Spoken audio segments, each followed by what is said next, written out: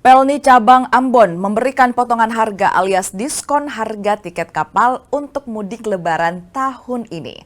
Besaran diskon harga tiket bahkan mencapai 30%.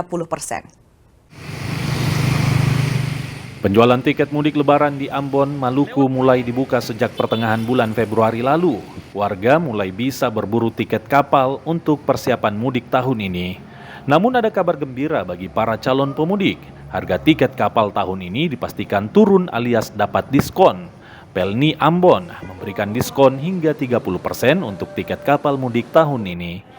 Program ini bertujuan membantu masyarakat memperoleh tiket kapal dengan harga lebih terjangkau, sekaligus mendorong kelancaran mobilitas pemudik, khususnya di wilayah kepulauan seperti Maluku. Bisa diskon 30%, tetapi dari harga dasar ya, harga dasar. Bukan tidak termasuk asuransi dan pas pelabuhan. Kemudian untuk mendapatkan ini harus swipe antara tiket dan KTP atau identitas itu sama. Jadi yang boleh berganti. Kemudian diskon ini selama kuotanya masih ada. Jika nanti tanggal 5 April itu kuota sudah tidak ada, maka otomatis akan kembali dengan harga semula. Selain memberikan potongan harga, Pelni juga memastikan kesiapan operasional armada demi menerapkan standar keselamatan pelayaran selama masa angkutan Lebaran 2026. Yahya Lating, Kompas TV Ambon.